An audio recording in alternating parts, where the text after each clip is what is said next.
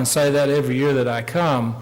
It seems to get better from year to year, and there's different parts of the work that really give us encouragement, and I'll talk about that as we go along, but it's just been good all year. All of us made trips in the fall, and the three boys and myself and a number of others, we had about 20 altogether helping carry through the programs that we had in the fall. One of the best fall trips that we've had. It just went really, really well. And we were in several countries: China, Burma, Nepal, India, Malaysia, and just a good trip. And you help us with our work. You're a partner with us in what we're doing, and we greatly appreciate your contribution. We're able to do a lot of things that we couldn't do if we didn't have your help, and you need to know that. I'll get right into the report, and then we'll try to move along here. We are commanded, Matthew 28, Mark 16, Luke 23. Really, the entire New Testament is a commandment by the example there of the gospel being taken to the whole world, and that being our responsibility. Jesus directly commanded that we go into all the world, to every nation and to every person. So that's why we do what we do. Occasionally, I'm asked by people why we do mission work. There's so much work that we could be doing here in our own country. And my response is, I hardly have ever heard of a home in America that doesn't have a Bible. There's not a single American who is without access to the truth.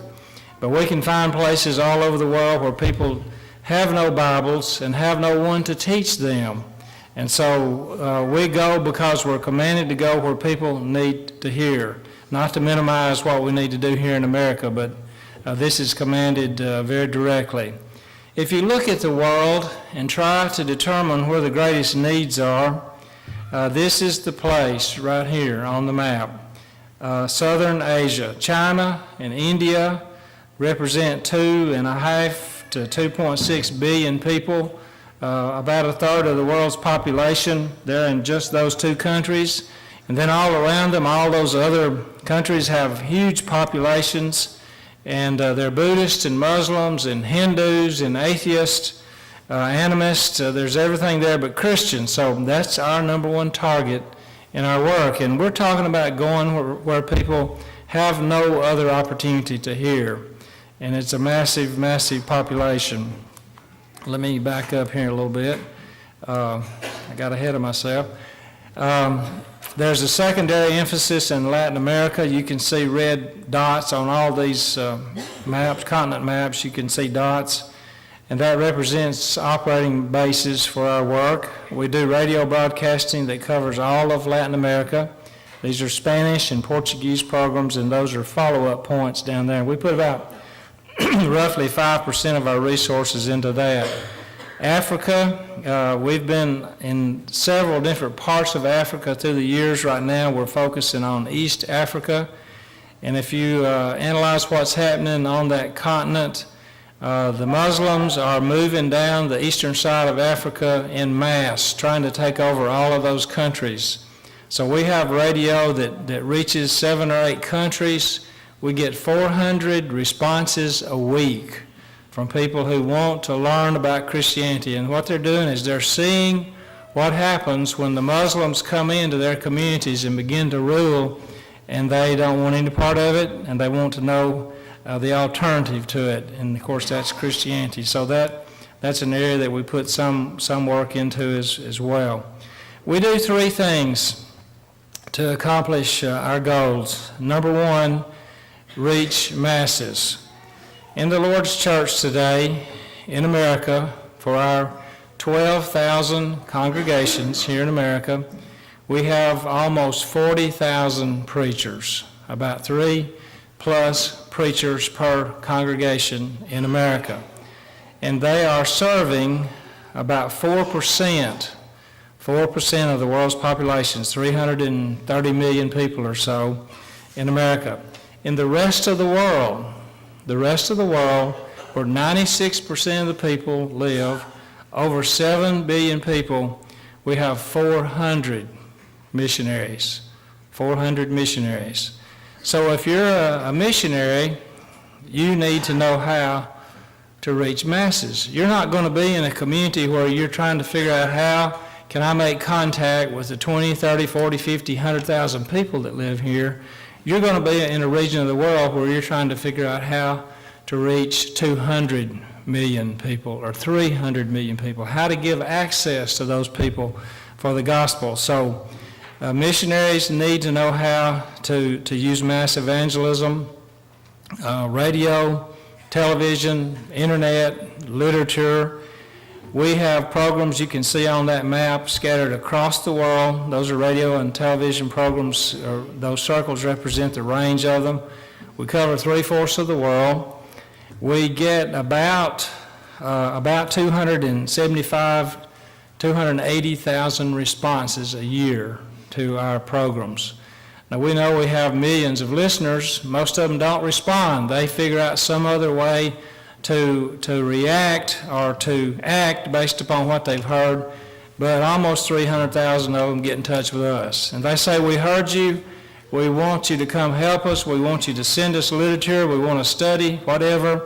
And that's how we begin our process. And of course, we're not saturating the airwaves by any stretch of the imagination. We could double that and double the responses, but that's how we start. We use local men for radio speakers. This is in Peru, I believe. They speak in their own language. We consider regional accents and dialects and try to let people hear the way that they understand.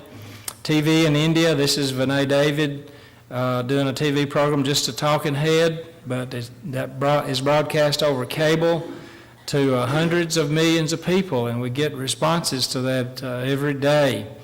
And we follow the initial response by sending literature. We print 1 million pieces of literature a year. This is a book, I believe it's in Burma, and the title of the book is God. It just talks about Jehovah God. And that's where you start when you're working in pagan cultures and with pagan people, is helping them to understand God and of course, the book of God, which is the Bible.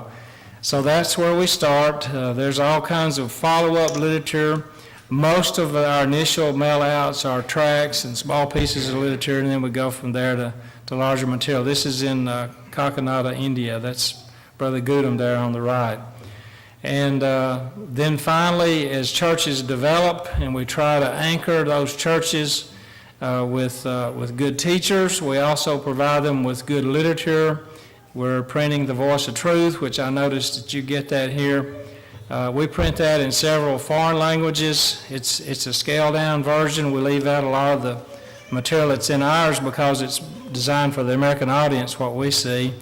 But they print it in their language. This is the one for China. We've done 2 issues for China, and then we get that out to the people. This is one of our translators. He did The Voice of Truth for China on the top left. His name is Jay Ati. He's one of our best men. I'll talk more about him as we go along. As we get into our study using literature, we eventually get calls from people that say, I want to talk to someone in person. I want to be baptized, or I want someone to explain this or that to me. Well, over the years, I've been doing this 30-something years, I've developed teams of local men who go out and follow up on those requests. And we go over, and when we make trips over there, and we make several trips a year, we participate in this part of the work. We do planning, we do funding, and then we help with follow-up, and we help teach in our schools. But this year, we've had over 1,200 gospel meetings in our follow-up program. So there's a lot of teaching done, and this is where people are baptized. We baptized over 3,700 people this year in the follow-up program. This highlights China there. You can see the base. It's actually in Burma, and then our reach over into China, and I'll talk a little bit more about that as we go along. This is the Himalayan mountains of the Yunnan state of China. I want to talk about, boy, this thing is really responsive. This is a church building in China, in Yunnan State. That's the Himalayan mountains behind there. We actually rent this building, or the church there rents that building from the government. And we have found thousands and thousands and thousands of church buildings sitting empty in China because of communism over the last 60, 70 years. The government confiscated those buildings and they don't allow people to meet in them. And this building here is in a community where we held a campaign, gospel meeting, baptized about 50 people, and they started looking for a place to meet, and they rented this building from the government. Well, the history on this building is it was built by the church there 150 years ago by a congregation of the Church of Christ in China 150 years ago. And they were meeting there and worshiping, and what happened was as things started changing in the early 1900s, they drifted away from the truth, and then the government came in and, of course, outlawed Christianity. And it's amazing to see full circle now. We're going back and reoccupying buildings that we built, the church built many, many years ago. And we're finding that they're very receptive in this part of China. And you can see from these pictures there are meetings, baptisms taking place there, large numbers in some of our meetings. And China is one of our emphasis areas on follow-up. We just got into that nation about 13 years ago. We came in the back door. A lot of people have been to China, and they go over to teach English or to teach in some university, and they use that opportunity to study the Bible with people if they can. That's mostly on the eastern side of China. It's a very effective way in a place if you can't get in any other way. But our work in Burma took us to the China border. We got to the China border. It didn't stop. Our preachers went across into China. They started baptizing people. And from that central China base, right along the Burma border, we now have a full program that reaches over into two states where over 300 million people live. We're reaching northern Laos. We're reaching the very top of North Vietnam. And we're beginning to move into the surrounding states in our China program. So this is one of our highlights, one of our bright spots, and we are amazed to be able to get there. We had reports just a couple of weeks ago from our China team. Joey did training for them back in October, and then we got their campaign reports the other day. They're averaging about 550 or 600 baptisms a year in our campaign program there. And about half of those are people who will tell you, I'm a Christian. When you talk with them, they'll say, I'm a Christian. Well, they're a believer. They believe in Christ, but they don't really know the truth because they've never had a Bible. The other half are atheists. They'll tell you they don't know anything. And so we've got two teams. We've got about 6 on each team. One team focuses on the atheists. The other focuses on the believers. And it's going really well. Vietnam, similar, hard country to work in. We've got a lot of history with Vietnam. It's been hard to get it started. This is a campaign there. Jeremy leads the Vietnam program. We work the entire country from top to bottom. The Mekong Delta is the lowest marker, then Saigon or Ho Chi Minh City, and then up at the top is Hanoi. The two men that help us most with the Vietnam work are former preachers. They were former soldiers who were converted and began preaching when we were there in the Vietnam War. This is one of them. His name is Dong. He was a young man in 1975 when we left there. He went to prison because of his faith. He got out of prison. He kept preaching. He went to prison again. And that's had been his story for 40 years. When we got back over there a few years ago, we found Dong. He was out of prison at the time, and we said, we're going to be able to come back to Vietnam and work some more. would you like to work with us? And he said, absolutely. So you can see on the map kind of his range of work. It's from in the southern part of Vietnam, goes up about maybe a third of the way across the country, mostly South Vietnam. He's baptizing that lady there in that trash can. Can't baptize people in public, you'll get caught and put in jail, and so that we have to be out of sight. This is the second man. He has a similar history, converted by one of our soldiers. He was serving in the South Vietnamese Army on the left there, and his name is Minh, and he works with us. We approached him the same way. He travels the entire country, and those two men help us with our work there. They lead our efforts. This is a good highway from north to south. A couple of sites along the way. See a big Catholic church in the background there. The Vietnamese government does not like Christianity. They're very resistant to it. And part of it is because in the Vietnam War, the Catholic Church helped the communists. They helped them in our struggle against them. And you'd think, well, after the war ended and the communists took over, that they would reward the Catholics. Well, their attitude toward the Catholics is they betrayed their own people. We don't trust Christians because they betrayed their own people. So they look at all Christians as being like the Catholics, and so we see empty buildings everywhere, but that's a big building there close to the Mekong River. This is on the way to the north. That's Brother Minh meeting with a couple of older brothers who are both dying with cancer and heart disease, who have worked through the years up in the highlands. They were in exile there, helping the church, and he was meeting with them. The next country is Myanmar. This is follow-up, all of this part I'm talking about. We started there 22 years ago. There were 6 members of the church in the country when we started, about 60 million people. And one of them was a former college professor.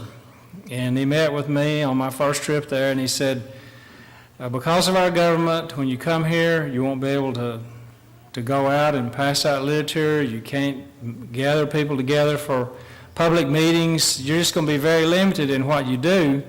But he said, I can help you get a college started, a Bible college started. It'll have to meet college criteria, college level criteria of education. And we can teach the Bible as sacred literature. And that's what we did. And we're all over that country. We've trained 2,000 people in Myanmar Bible College. And we've got congregations of the church spread out the entire nation.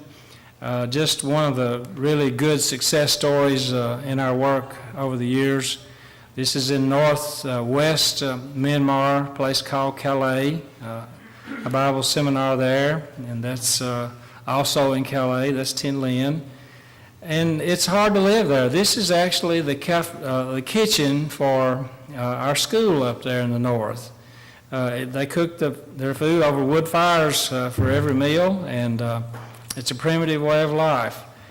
Joey was there last year, and when he arrived, he was informed that he'd be performing a wedding in a few hours. And so there he is at the church helping this young couple get married. This is one of our teachers helping with graduation, John Lucius. He didn't know he would be doing that either when he arrived. In all of our schools, when they finish a training session, a semester, a 2-week period, whatever it is, they go out with their teachers on a campaign after that. And in all of our teaching in every country, we teach the same things that we do here. You enter the kingdom of God when you're baptized. The Lord adds you to the church. You worship on the first day of the week, the way we worship, without instrumental music, and you partake of the Lord's Supper, and you sing, and you pray, and you give. We teach all those things. We teach how to live a moral life, what is acceptable to God based upon the Scripture, and we teach what is the purpose of the life of every Christian. And that purpose is to glorify God by sharing your faith with other people, if you don't really understand what God has done for you, you won't share your faith. But if you really understand that He saved you from eternal destruction, you will share that faith. You'll teach other people. We teach that. So just as rigorous as they are in coming together on the first day of the week and worshiping like the Bible teaches and changing their lives to live moral lives, they also teach other people. And that's why we have rapid growth in almost all of the places we go, is because they don't believe they're faithful unless they're teaching other people. And everybody can do that. So that's what they're doing there. This is one of our leaders. The Magway Division is central Burma. You can see the foothills of the Himalayas in the background. We've been able to get into this part of the country for 3 years. I was there in the fall. This is the region where they're having problems right now with the Muslims that have immigrated across from Bangladesh, and they're trying to take over communities. We have new work there that's going well, and it's kind of tense right now, but it's going well. It's a totally rural area. Millions of people, though. That's a farmer's place there, and his sideline business is selling gasoline out of those containers on the back of that cart. He sells it by the quart and to motorcyclists. This little girl is wearing the tribal colors of the Magway, Bago, and Rakhine divisions of the country. And they're Asho people. That's the Asho colors, and they proudly wear them. They retain their tribal language and their tribal identity. Jamie was teaching class. 2 students got up from the classroom, walked over to the edge of the jungle. It's an outdoor type thing. And they came back with this fella here, 15-foot Burmese python. And they considered that a very good catch for the day. And there he is just a few hours later. He was supper. And when I was there just a few weeks ago, Jamie and I were going up a mountain trail to a village. We were going to do some teaching up there. We had about 80 people waiting for us. And we met one of the translators coming down off the mountain. He was in a hurry. And he said, "We just killed a monkey. And we've got to get him dressed and cleaned, and he'll be supper tonight, a stew that'll serve everybody. We hope you're here for that." I made sure I wasn't there. I don't want any monkey stew, I'll just tell you. Here's part of the reason. This is a burial ground for these people, the Asho people. When a person dies, they take the body into the jungle, put it up on some kind of a platform above ground, and they let the body deteriorate there. Of course, animals will come and sometimes do their thing, and after a certain period of time, selected women of the tribe, and this is an honor, a real honor, they go out there and they finish picking the remaining flesh off the bones and put those bones in those pots and arrange them around those totem poles, and that's the way that's their burial practice. If you know anything about the Choctaw Indians in North Mississippi, exact same practice, exactly the same. And so you know there's somewhere back there it goes together. Interesting to see that. That's where we do our training for that region that we're in, where these pictures are taken from, with the Asho people. That's Jamie and his translator. The Delta is the southern part of the country, flat, lots of flooding, and just like the Delta would be here. And this is our key man in this particular region. His name is Namong. He was studying to be a Buddhist priest when we taught and baptized him. He works really well with the strong Buddhist population there, and we're proud to have him. Philippines, big country, 100 million people. You see all of our bases. Most of them are in the interior of the country. 7,000 islands. You have to work across those islands. Here's Jeremy. Wow, can't get it. Here's Jeremy doing a meeting. This was last year, and Jeremy's children, if I can get it to stop here, on the right there did a VBS for about 75 kids, and his wife did a ladies program on their last trip. Joey was there this summer and did a program as well. I think I got a couple of pictures from it. Baptisms in the ocean, new areas. This is Joey did campaigns on these two islands. Nobody had been there before, and that's a mountain that once was a volcano. And travel there is by ferry. This is one of their ferry boats. And if you travel just like we would go from state to state in a car or maybe on a bus or even an airplane, they ride these boats. And you hear about those boats sinking every now and then, and that's the reason there's thousands of trips are made every day. You get where you're going to a new island, you start moving up the river on a smaller craft. You get onto jeepneys, and then eventually you'll be in jeeps. And the last stage of the most interior travel is on horseback. And I've ridden horses to get where I was going to go to preach there. And started off on one of those big boats and ended up on a horse, maybe with 500 people in a meeting for 4 or 5 days. This is a new building going up, looks pretty rough, and there it is when it was finished. And the small congregation, this brand new congregation, less than a month old, and that's the local man that was helping us with that work, and he works a region of several islands. His name's June. They do medical campaigns. This is all Filipino projects that we work together with them. They're doing a dental clinic there. We're on the island of Leyte. If you know anything about World War II, you know that we liberated Leyte. One of the last things we did in the war was to liberate the Philippines and started on this island. And there's a really nice statue of General MacArthur there that I've visited in the past.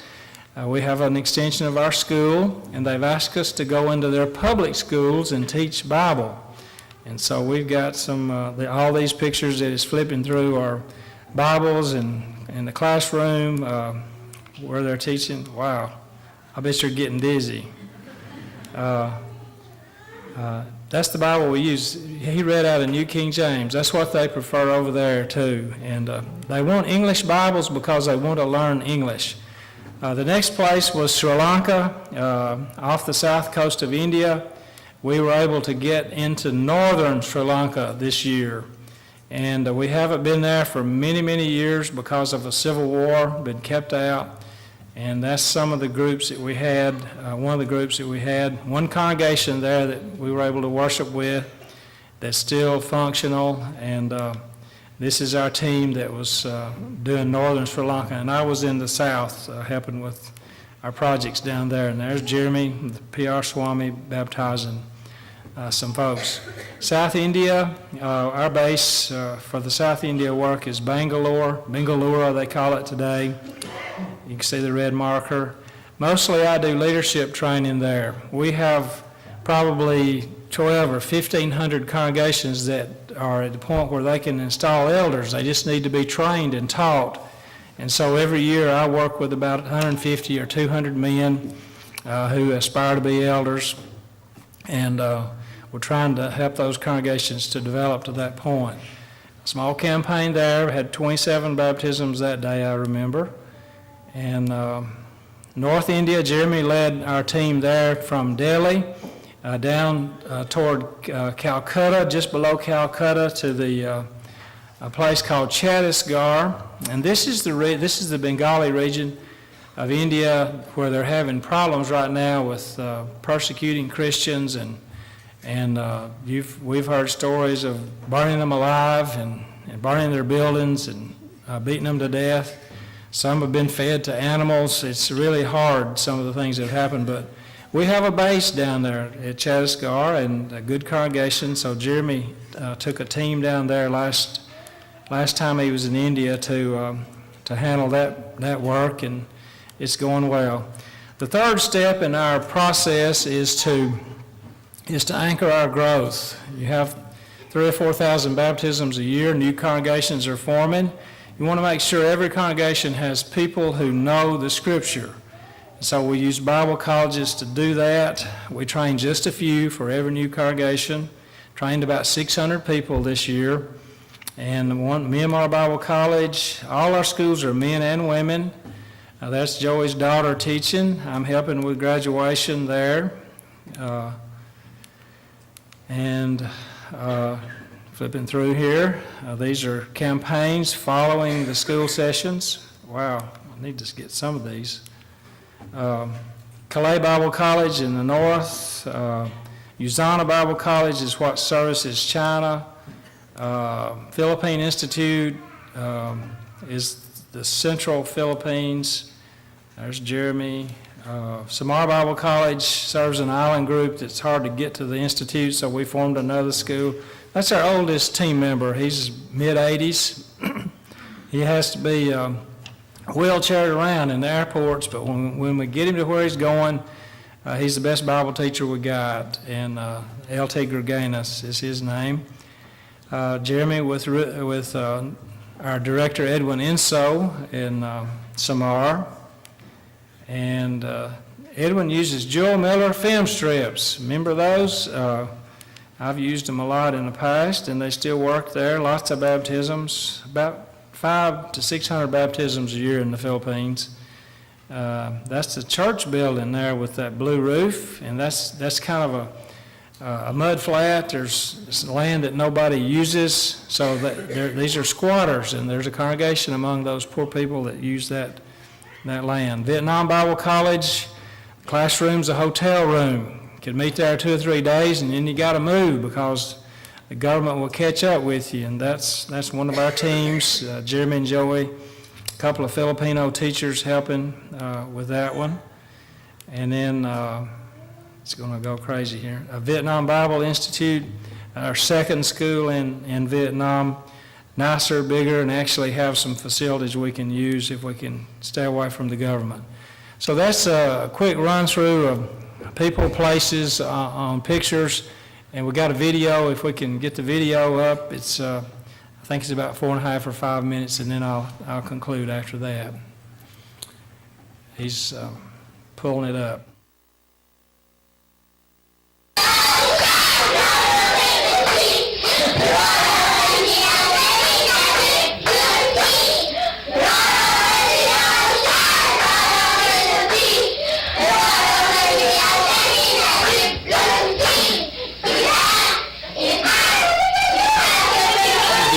Not at all. For we have previously chosen both Jews and Greek, that they are all under sin. As it is written, there is none righteous, no, not one. Okay, here Paul says, Jews, Gentiles, everybody is under sin. They're all unrighteous. None is righteous. I want you to know that to be under sin and to be unrighteous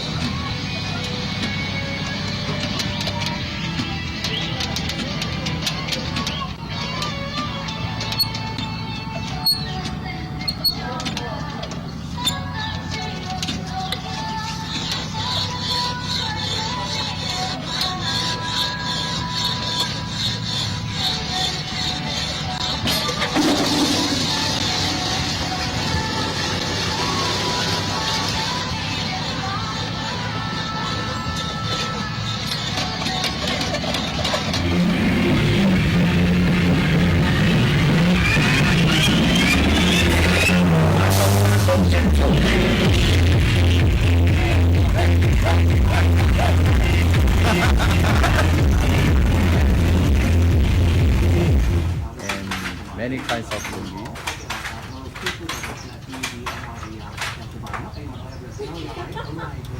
재미다가 그친 재미우. 옛다 그친 재미 옛.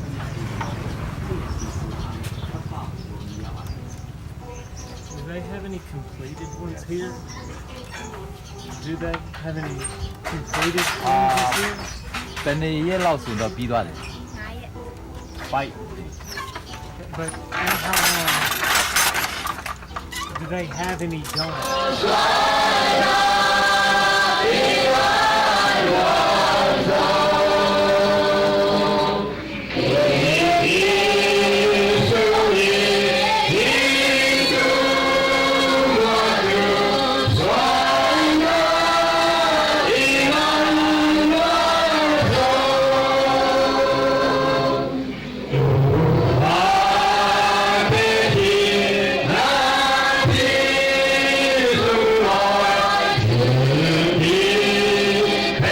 Mind that Christ loved us so much and shows us mercy that He died for us. 是把耶稣选择你，木可是主的选择你木可是。 She was very sad. 我就你洗脚干嘛的？米利亚嘛，对吧？ You know, sometimes as churches, we live in the past too much and think